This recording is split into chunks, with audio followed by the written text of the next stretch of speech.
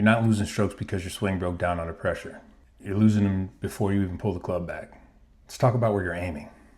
Every approach shot that you hit dead at the pin, without asking one question first, is a stroke you're giving away on purpose. And today, I'm going to give you the rule that fixes all that. Here's what almost every golfer does on an approach shot. They look at the flag, they aim at the flag, and that's it.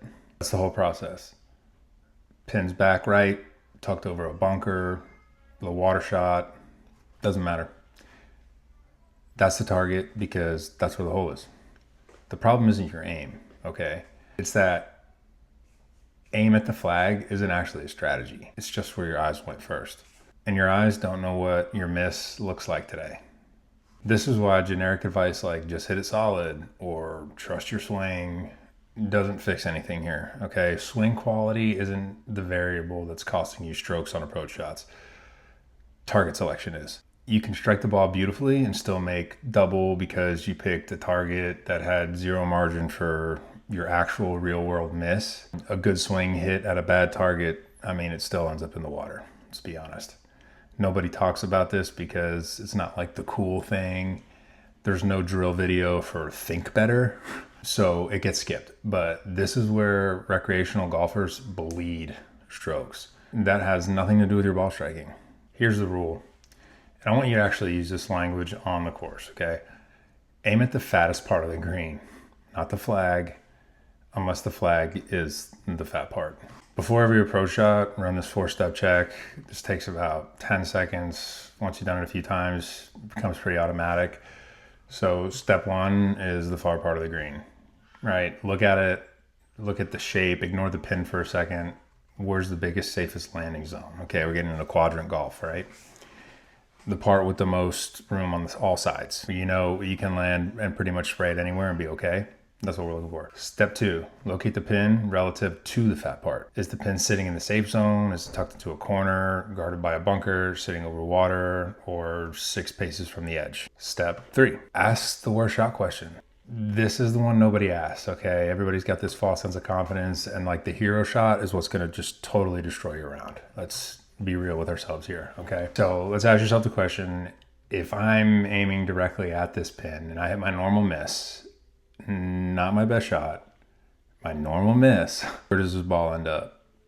If the honest answer is in the hazard, whatever the hazard may be, or dead, you already have your answer. Don't aim there. Step 4, pick the target that keeps your worst realistic shot in play. Sometimes that's still the pin. If it's in the fat part of the green with room around it, fire away. But if it's tucked, you aim at the center or even the fat part of the opposite side, like up away from trouble, and you accept a longer putt in exchange for taking double bogey off the table entirely, I mean, chuck the scale, man. It's going to tell you the honest truth. Here's the drill to build this into a habit. For your next range session or next round, pick 10 approach shots. Before each one, say your target choice out loud. Literally use your mouth and speak words out loud. You do it all the time when you negative talk yourself, so why not do it in a helpful format? Just saying. Use this exact phrase. My worst shot from here ends up ... Okay, so I'm aiming at ... Track it. If you had to write it down, if you don't believe me, whatever you want to do. You're gonna be shocked how often your default target was one bad swing away from a total disaster, and how often the smart target still leaves you a makeable putt. This isn't playing scared, it's playing the math, it's playing smart. The pros you watch take dead aim at the tuck pins are doing it because their miss is still 6 feet, not 40.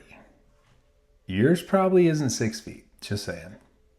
Play your actual miss, not the one on TV. I learned this rule the hard way, okay? On the course, but I actually understood that it's gonna save you. Sometimes boring golf is, well, not sometimes, boring golf is scoring golf, okay?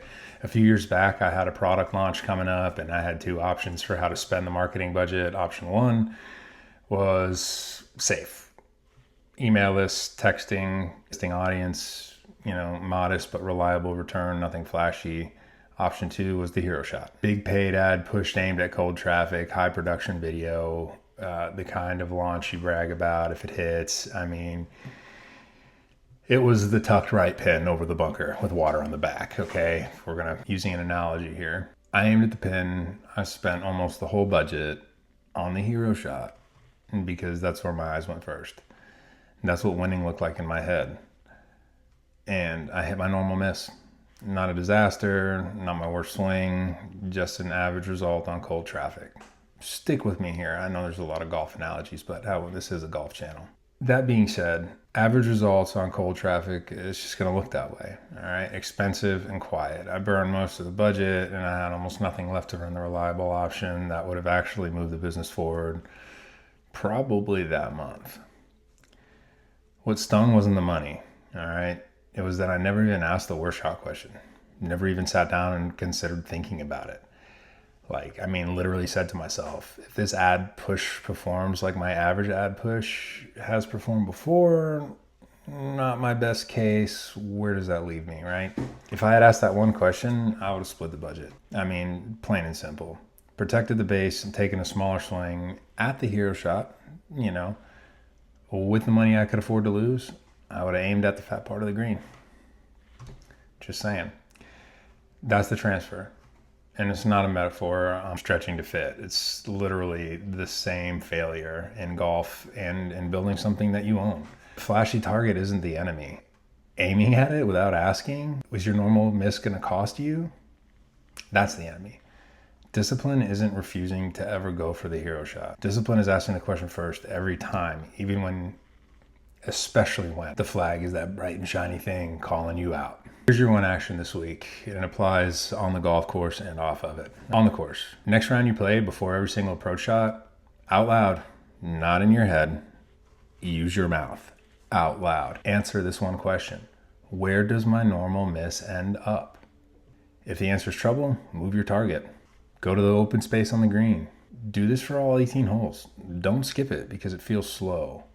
It takes 10 seconds, if that, and it'll save you strokes on the whole round. Okay. Off the course, pick one decision that you're facing this week where you've been aiming at the flashy target by default, the big client, the viral post, the all-in bet, and ask the same question. What does your normal outcome look like? Not your best case?